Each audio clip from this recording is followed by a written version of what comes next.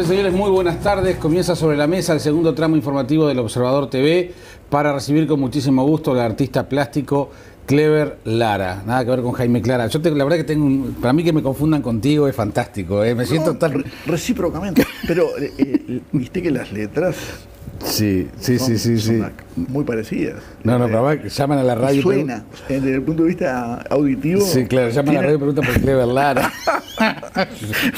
Yo me siento, ¿sabes cómo? Recíprocamente, no es por simplemente quedar bien, sino que es real lo que te digo. Clever, ¿es bravo cargar con ese nombre? ¿Clever? Bueno, tengo sobre el tema alguna anécdota. Yo al principio cuando lo recibí, por supuesto, no es voluntario, no lo elegí yo. ¿Tiene algo que ver con la frontera? Porque claro, recordemos que sos yo nací en riverense. Rivera, y es un nombre, si ustedes prestan atención, aparece de vez en cuando en algún jugador de fútbol o algo, o algún personaje de Brasil o de otras zonas de América, ¿no? Es con B larga, a veces viene de quizá una inmigración del sur de Brasil, es un apellido también, Clever, hay un general francés de Napoleón, ¿no? No sé por qué razón, no es por su acepción en inglés que se extendió, no creo, pero fue registrado con B corta, entonces tiene un sentido en inglés, y yo de niño no lo sabía, digo, ni me lo hacían notar tampoco, los que sí lo sabían. Cuando empecé a tomar más conocimiento de otros idiomas, fui consciente nunca me significó una carga, porque también yo no me lo elegí, ni mis padres me lo pusieron con ese sentido. Sí. Y viví en Estados Unidos, entonces por supuesto que ahí ya significaba. Te voy a hacer después una segunda variante de esta anécdota, ¿no? Entonces, en un momento estuve en una colonia para artistas, y el que dirigía la colonia en Virginia se llamaba Smart, y se cruzaba conmigo en el campus universitario y me decía, ¡ah, qué nombre, Clever, ¿eh? Y yo digo, pero bueno, pues somos de la misma familia, digo, ¿no? Y él le encantaba ese diálogo. Años después, cuando volví, tuve la oportunidad casualmente de conocer a Wilson Ferreira, ¿no? En realidad él quería regalarle un cuadro mío al médico que lo trataba. Y bueno, y entonces me pidió que si yo podía ir a su apartamento para conversar de pintura, entonces ni una palabra de otro tema. Y entonces muy cordial. Cuando estaba en el palier y ya me iba, me dice, igual que tú, qué peso llevar ese nombre, ¿eh? Tú que viviste en Estados Unidos, en realidad nos niega que sos de la frontera, también como tú, afloran ciertos indicios. Y yo le digo, sí, realmente, fue algo que tuve que llevarlo con dignidad. Pero usted no tiene ningún derecho a hablar, usted es de Cerro Largo, la familia, y se llama Wilson, y vivió en Londres. O sea que estamos en la misma. Y se reía, pero se reía enormemente, porque, digo, no lo dije, era lo real, ¿no? Esos nombres extraños que tenemos. Bueno, lo que pasa es que, viste que el tema de ciertas modas, por ejemplo, hay una cantidad de gente que tiene hoy 60 años, 65 años, por ejemplo, que son... Bueno, Wilson, Washington, no, esa moda de los nombres ingleses, anglosajones. Jugadores de fútbol, Beethoven, Javier. ¿Te acordás? También Gambetta, Schubert Gambetta. Exactamente. No, hay todo. Eso sería interesante. Porque una personalidad cautivante. Sí. Bastante. Él conocía una etapa mía, yo me formé con la gente del Taller Torres, fui amigo, bueno, por supuesto, de los Ribeiro, Guillermo Fernández, el propio Urwich, y él había visto algunas cosas de una etapa mía muy inicial, y me preguntaba cómo había sido mi evolución, mis cambios, para arribar a un tipo de imagen que a primera vista yo creo que tiene lazos internos profundos igual, pero claro, lo veo yo, ¿no? Pero quizá desde el punto de vista exterior no tiene parentesco con el taller, ¿no? Uh-huh. Y por ese lado derivó. Tengo un recuerdo además gracioso sobre esa conversación. Me decía que en la época de la dictadura, en una ciudad del interior, frente a una plaza, no me acuerdo qué departamento era, el cuartel estaba en una de los lados de la plaza, y hacia la calle opuesta desembocaba otra calle, o sea que estaba dividido la calle opuesta en dos. Entonces habían puesto un cartel que ocupaba toda la cuadra y que decía libertad o muerte. Entonces decía que cuando tú venías por una lateral solo leía libertad, porque cuando veías solo por esta veías muerte, decía él. Pero aparte, ¿cómo lo decía? Veías muerte, decía, ¿no? Porque eran unas letras así. Y el que venía por el medio veía O. Eso no me olvidé nunca más. Porque es un chiste inclusive visual, ¿no? No, claro. Y con mucho contenido. Sí, sí, sí. Y más en esa época. El taller Torres, que dicho sea de paso, ahora está tan de moda porque, bueno, se está terminando ahora en febrero la gran exposición en el MoMA, y que ubicó nuevamente, por si hiciera falta, pero bueno, y dije lo de la moda porque de alguna manera se puso de moda de nuevo, pero está siempre muy vigente entre nosotros el tema del taller Torres. Hubo un momento en que estábamos tan fanatizados que hasta me acuerdo que la Intendencia de Montevideo largó la tipografía de Torres García, y toda la página web, cartelería, todo era... Vos entrás a la Intendencia, te encontrás que todos los cartelitos que te dicen caja, baños... En un mundial los españoles tomaron a Miró. Exactamente. O sea que es corriente en el mundo contemporáneo. Exactamente. Pero también, por haber hablado mucho con Guillermo Fernández, también hay cierta leyenda negra vinculada al taller Torres y la forma de enseñar. Tú te has caracterizado, además como artista plástico, como docente. Por tu taller han pasado tantísimos artistas plásticos.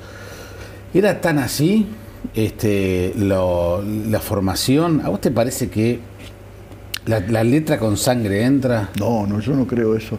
Pero además con sangre entra, sí, porque la prueba está que con ese sistema aparecieron grandes artistas, ¿no? Pero es muy complejo el fenómeno, ¿no? Dentro de los enfoques pedagógicos actuales, yo nunca tuve esa postura frente a la docencia, nunca creí en ejercer una violencia. Ya el hecho de ser el docente es una violencia, la autoridad ya es vertical la cosa. Es vertical. Y a su vez poner una única alternativa, que en el caso de Torres, pero era el enfoque que existía en las primeras décadas de las vanguardias. Claro. Eran cruzados por una verdad. No solo era su enorme figura, que tenía un carisma innegable, sino que transmitía una única opción. Entonces, no lo hacía con un enfoque narcisista, porque confundir el arte consigo mismo.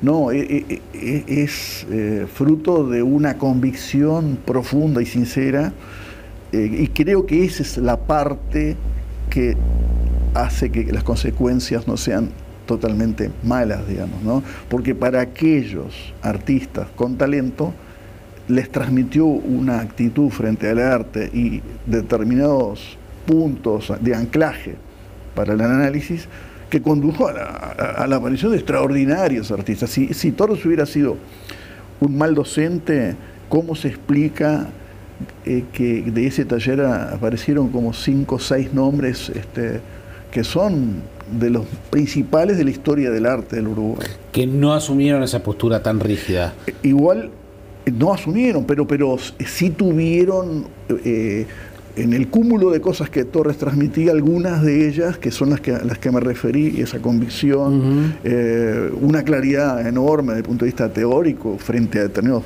puntos, que a partir de ellos posibilitó la elaboración de un camino, ¿no? Tremendo. El caso de Fonseca, son artistas que están a nivel también sí, sí, como Torres mundial. Y lo que habría que analizar es que Torres en realidad no parte cuando llega en el 34 de esa postura que condujo a la formación de esta gente.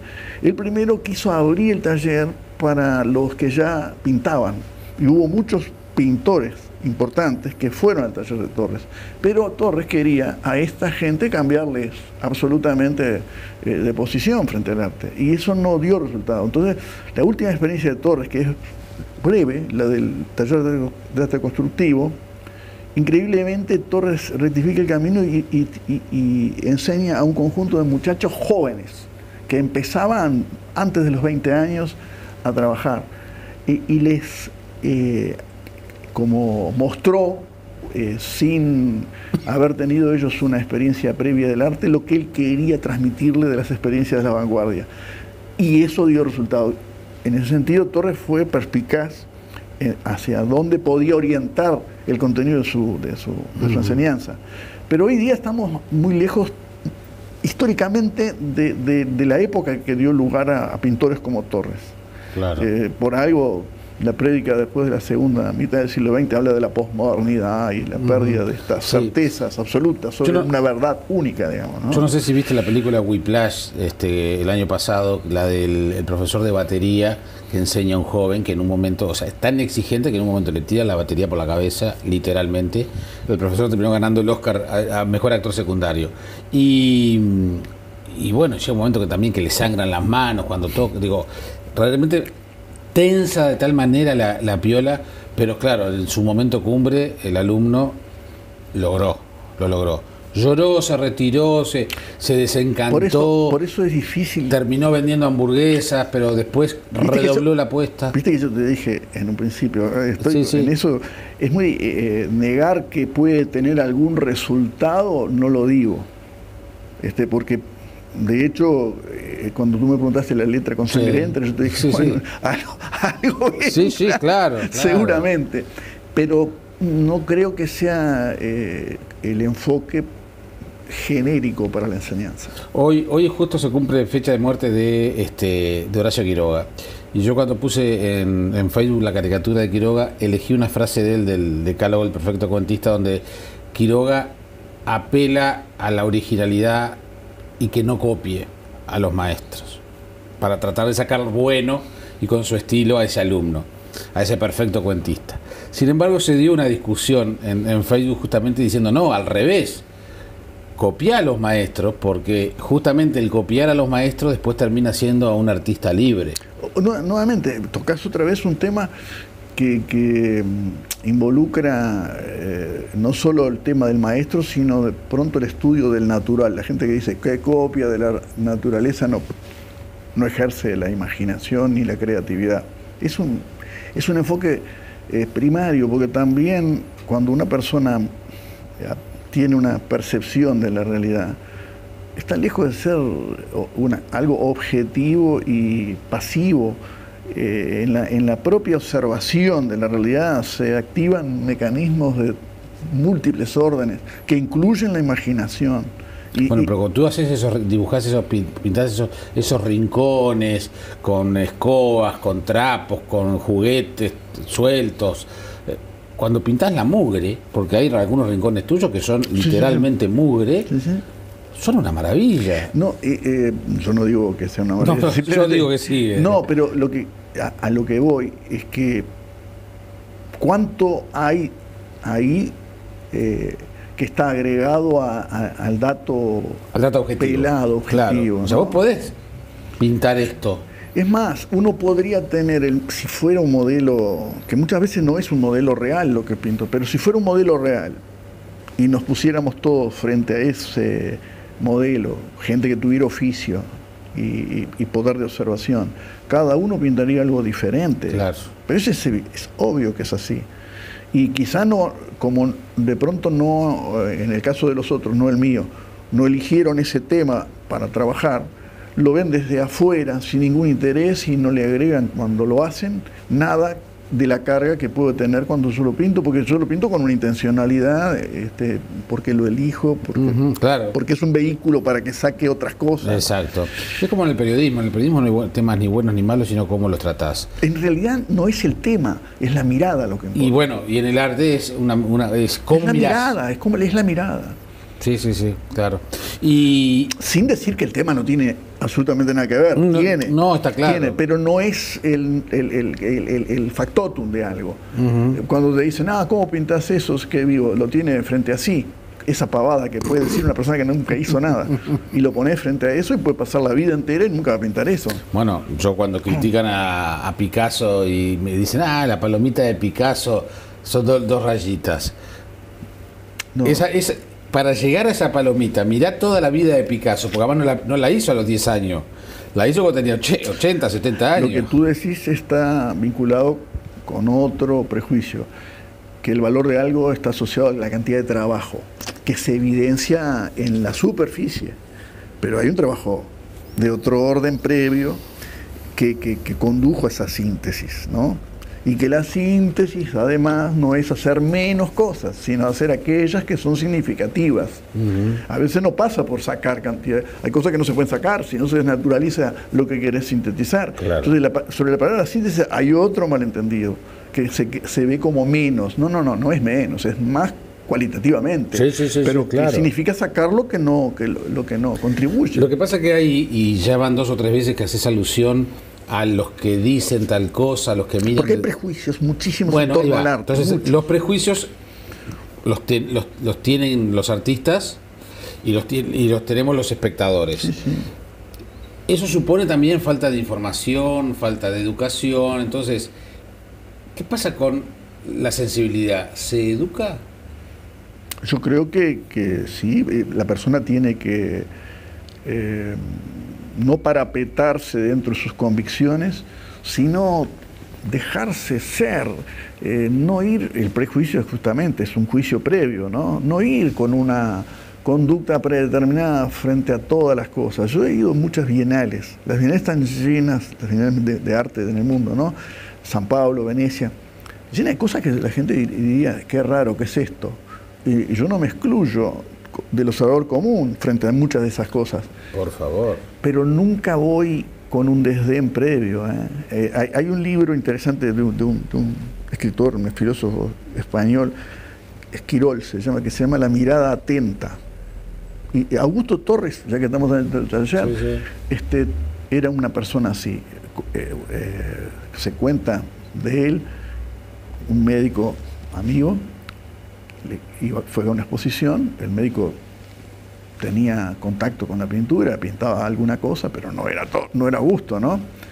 Y van a una exposición de un pintor que pintaba, un pintor dominguero, pintaba algunos paisajecitos, algunas cositas. El médico, que no tenía las credenciales de Augusto para juzgar a priori eso que estaba viendo desde la puerta de la sala, dijo, no vale la pena mirar. Y Augusto se puso a mirar cuadro por cuadro y de repente dijo, vení, mirame esta zona acá, qué interesante. Aquel que tenía presumiblemente la posibilidad de juzgar con desprecio eso que el otro había juzgado de antemano, con un prejuicio gigantesco. La mirada atenta, que es el respeto por el otro, lo mismo que puede ser escucharlo al otro, ¿no? Sí, claro. Hace que busquemos aquello que pueda ser interesante dentro de un marco general que de pronto no es del todo bueno, pero que tiene puntos rescatables de la imaginación, de la creatividad. Eso se incluye en la enseñanza. Cuando uno corrige, uno puede mirar un trabajo y el trabajo en general parecería esa exposición que nombré recién, pero la tarea mía es encontrar dónde puede haber algo que es interesante, que esa persona puede desarrollarlo y a partir de dónde afirmarse para crecer. Lo que pasa es que el arte es tan libre y es tan amplio que a veces te encontrás con cosas fuertes. Además recuerdo que esto lo comentábamos mucho en la época del taller, porque sucedió en aquella época, cuando se premió en un salón de artes municipales, la intendencia, en el subte, que me acuerdo de la exposición como si fuera hoy, se premió una garrafita de 3 kilos con un guiso, haciendo guiso. Seguramente te acordás. Sí. El segundo premio fue la placenta de una artista plástica que acababa de parir y la puso en una pecera. Entonces nosotros decíamos, pero Guillermo, venimos a este taller para aprender, para tratar de dibujar mejor, para entender, y el premio se lo dan a un guiso. Literalmente estoy hablando de... Uno entraba al Estamos hablando de la obra, no del autor. La obra. Exacto. Uno entraba o del jurado. Uno entraba al subte y había un olor a guiso bárbaro, pues estaba la ollita. Entonces ahí dice, bueno, esto es arte. Y bueno, ahí es cuando uno se cuestiona estas cosas. Sí, ya sé. No. Pero también tengo otra cosa. Yo vi en el Museo Picasso la cabeza de una cabra hecha por Picasso con un asiento de bicicleta. Con el manubrio, sí. Pero las vanguardias entre los pintores de esa época, Duchamp, con gran talento y con mucho fundamento, planteó un tema que abrió la puerta para la inclusión de este tipo de obras. Estamos hablando, si Duchamp hizo en la segunda década del siglo XX el urinario, la fontana y el secadero de botellas y todas esas obras que son ready-made, ¿no? Pero lo planteaba con todo un planteo teórico previo y un conocimiento. Estaba realmente abriendo un camino, sí, claro. Porque eso no era materia de reflexión aún dentro del arte. Y era a su vez, previo a eso, un gran pintor. Si nosotros vemos todo lo que Duchamp fue pintando en estas etapas previas, era impresionante como artista. Lo mismo el desnudo bajando una escalera, ¿no? Es una cosa brutal, ¿no? O sea que estaba metido dentro del mundo del arte y pensó en el tema del contexto, es decir, cuánto hay en la observación de lo que yo espero ver de esa obra. Yo no espero ver un urinario, en fin, el cambio de postura, el objeto que era más anónimo, más industrializado, lo giraba, no estaba en la misma, lo firmaba. O sea, había una cantidad de proposiciones que estaban en el nivel teórico, mucho más que en el nivel artesanal de la ejecución de una obra. El peso se puso en otro lado, en ese momento. Pero, si bien significó la puerta para que después aparecieran otras corrientes, como el arte conceptual mismo, ¿no? También creo que generó un equívoco que hoy perdura cuando se analiza una obra que tiene valores desde el punto de vista de su ejecución, se dice con desdén y lo artesanal, que es prejuicioso. Eso es reinstalar un prejuicio que viene de Platón, la idea por un lado y la realidad por otro, ¿no? Sí. Para mí, si querés mi respuesta, se funda en el pensamiento de la fenomenología, es decir, no hay materia sin idea en el arte. El arte justamente es aquello que manipula la materia y le atribuye en esa manipulación una cantidad de valores simbólicos que la hacen lenguaje. Y eso es el arte, es el manejo de la materia para que esa materia trascienda lo que es mera materia. Si yo propongo el arte como idea únicamente, y pensar, cuando lo digo, que aquello que incluye la materia y además la idea es menos, eso es una dicotomía falsa, falsa por donde se le mire. ¿Cómo voy a atribuir que un artista cuando pinta no tiene ideas? Pero sí. Aparte que es un prejuicio en relación a la distinción entre las bellas artes y lo que es artesanía. Es decir, en el fondo es una visión clasista del arte, totalmente clasista, y está instalada en nuestro mundo, totalmente, sí. Pero nadie reflexiona en los términos que yo te digo. Para minimizar y como carga peyorativa, para en lugar de decir esto es horrible, te dicen es artesanal. Como artesanal, pero que es un desdén ¿desde qué perspectiva está diciendo eso? ¿Quién se cree que es? Exacto. Porque muchas veces, volvemos al guiso, y volvemos a la placenta. Muchas veces esas cosas que se ponen tienen una soberbia tremenda, como para mostrar, miren yo en qué plano estoy, no me dedico a pintar o a dibujar como aquellos que están en el mundo de la tradición y que son unos anacrónicos, y yo, porque tengo conocimiento de lo que es el arte actual, propongo esto. Y uno rasca, y detrás de esa pseudo postura intelectual y conceptual no hay concepto. Claro.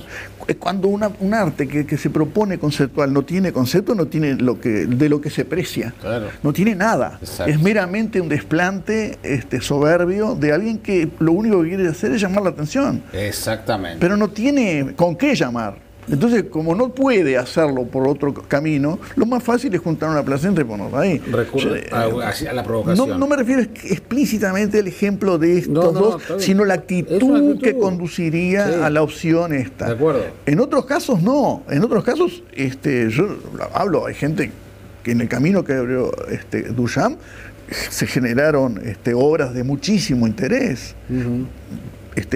Es un camino que se bifurca al principio del siglo. El que reflexiona más y hace menos, como Duchamp, que interponía entre obra y obra a veces muchos años, se dedicó a jugar al ajedrez. Yo no soy contrario a eso, soy un fanático del ajedrez. Uh-huh. Y el que trabaja pensando como Picasso, múltiple, llena el mundo de obras. O sea, es la pausa para la reflexión que pone algunas obras como las que hace Duchamp uh-huh. cada tanto, y cada una hace mueve todo, uh-huh. y Picasso que te sepulta a obras y uh-huh. cosas, ¿no? Sí, mirá, pero son dos caminos. Sí, sí, claro, y tan válido uno como el otro. Tan válidos uno como el otro. El otro día estaba mirando en el canal de Film and Arts unos documentales sobre Picasso que se encuentran en internet, no me acuerdo el título ahora, pero y eran de la última etapa de Picasso. Entonces estaban filmando el tipo pintaba en un vidrio. Sí, sí, aquel que... Y entonces vos ves la cámara sí. del otro lado. Pero es impresionante cómo el tipo empieza dibujando un toro, sí, sí, y ese toro termina en una mujer, y que después termina en una cabra andando en bicicleta. Es impresionante la cabeza de Picasso en un cuadrito, en un dibujito que lleva... Ahí estaba más rápido, pero le llevó ponerle 4 horas. Hizo un recorrido de 5 o 6 temas. Y ahí te das cuenta cuando ustedes, los profesores, dicen: sabemos dónde empezamos, pero no sabemos dónde terminamos. Y después, la hora final, se te caen las medias. Es que Picasso, nos sumamos a una opinión generalizada, ¿no? Pero es de los artistas más sorprendentes, más creativos, ¿no?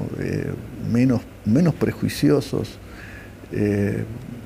abierto a todas las técnicas. Cuando estaba cansado de trabajar en una técnica, no tenía ningún problema de ir a hacer cerámica, grabado de todas las formas de grabado que te imagines, todas. Le proponían dibujar con una linterna, con una luz. Hay otro trabajo en el espacio que él hace, lo hacía, y cada vez que se metía en una nueva experiencia dejaba algo, no lo hacía para conformar a quien se lo pedía, ¿no?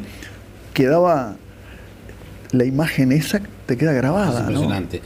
Clever, ¿por qué hay pocas exposiciones tuyas? ¿Por qué te vemos poco? Porque siempre se habla... Bueno, yo sería como una mezcla de los dos artistas que estamos hablando, no por la calidad, sino por el comportamiento.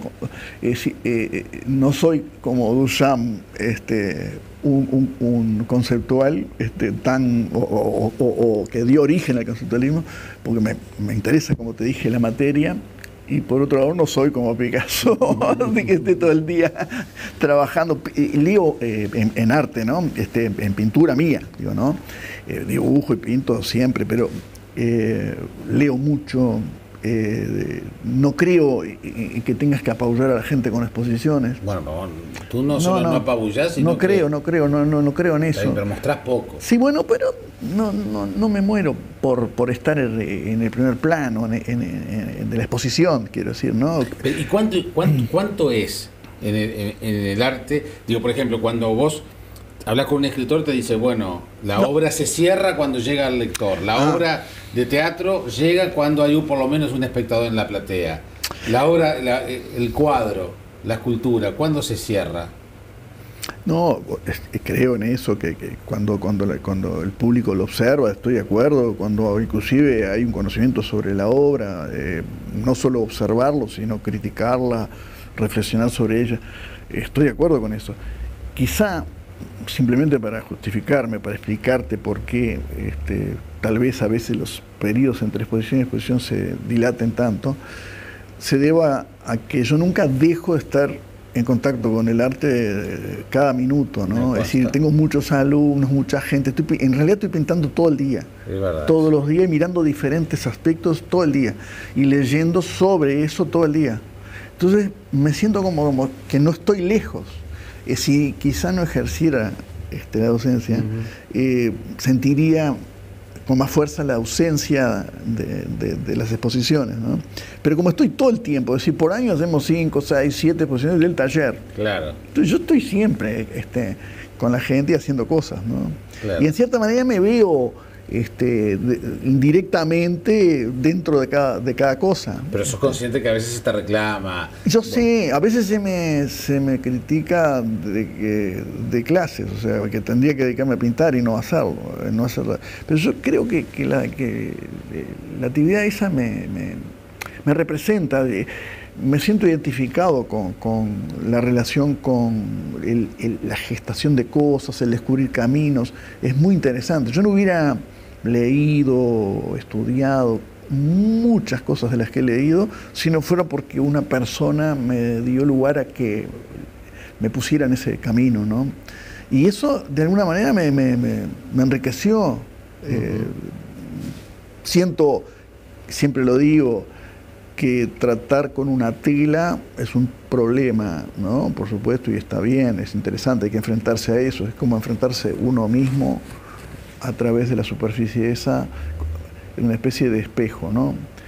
Pero tratar con una persona, otro ser, es enormemente importante y exige de uno no solo lo que dije hoy, la mirada atenta, el respeto, sino mucha imaginación.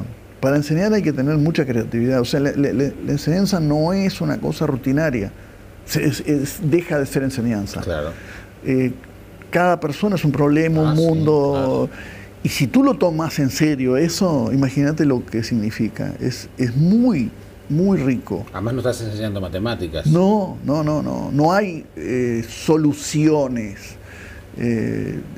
preestablecidas nunca. No es un mundo, no es solo el mundo del arte, ¿no? Creo que la cultura en general hoy día muestra con mucha evidencia que no caben posturas dogmáticas, que es un mundo fermental que hay que estar buscando constantemente resituarse para entenderlo, ¿no? ¿Y qué tan metido estás o conoces o de el contacto de los jóvenes con las artes y con el dibujo? Porque hoy, cuando yo te pregunté si se educa la sensibilidad, en realidad quería seguir avanzando sobre el tema de la educación, porque uno recuerda que, por ejemplo, cuando le daban dibujo a uno en el liceo, era una cosa tan estructurada, uno lo terminaba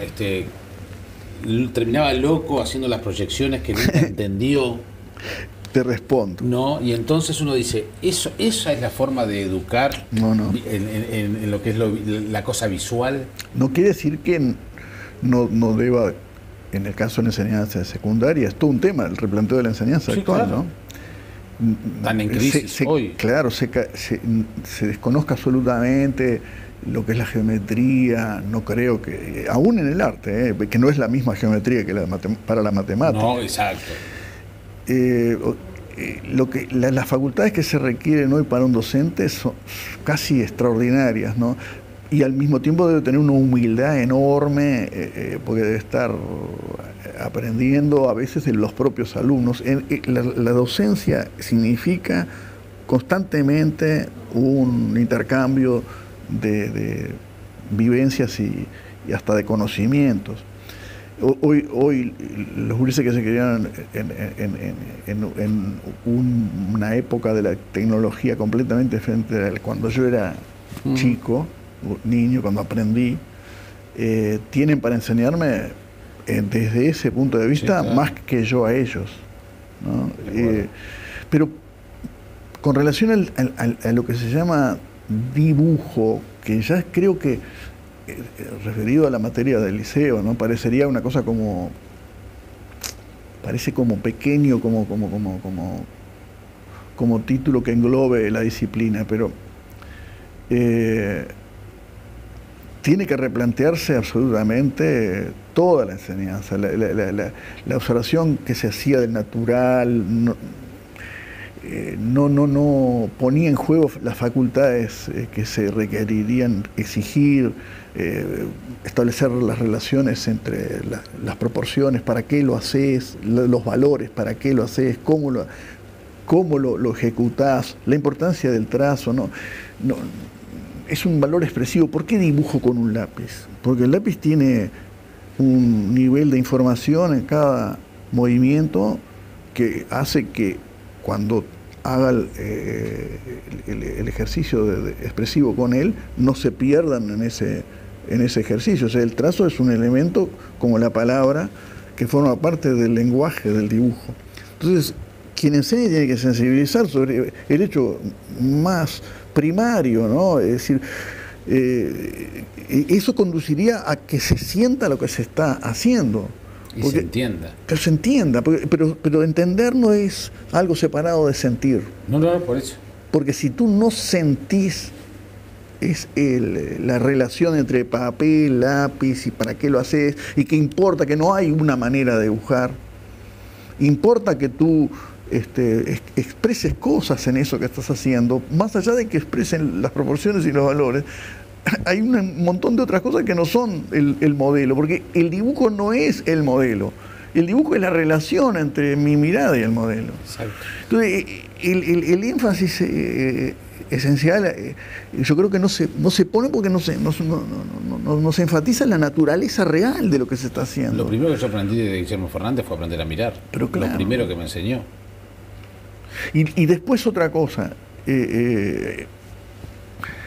En los planes de enseñanza de España, por ejemplo, se incluyen no en materia como dibujo, sino apreciación de las artes, se incluye una cantidad de cosas. Claro. No es solo dibujo como... Por eso, cuando te dije dibujo, me parecía que era una cosa pequeña. Pero aprenden nociones de fotografía, el uso, por supuesto, del material que tiene que ver con la imagen digital, toda, actual, ¿no? Filmaciones, utilizan la imagen filmada, la parte auditiva y la incorporación del objeto. Es decir, se parecen a instalaciones, obras de los gurises en la enseñanza, parecen instalaciones de bienales, ¿no? En donde analizan, se filman a sí mismos, ponen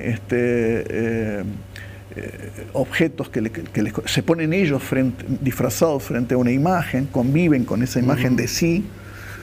O sea que todos los medios de que se dispone actualmente trascienden el objetivo, aún para la enseñanza de los talleres de expresión plástica como el que yo tengo, que se vinculen a la noción de pintura o dibujo. Creo que eso realmente sería como anacrónico. O sea, uno tiene que... Yo cuando tengo la tarea en el taller, no estoy esperando que la gente pinte o dibuje únicamente.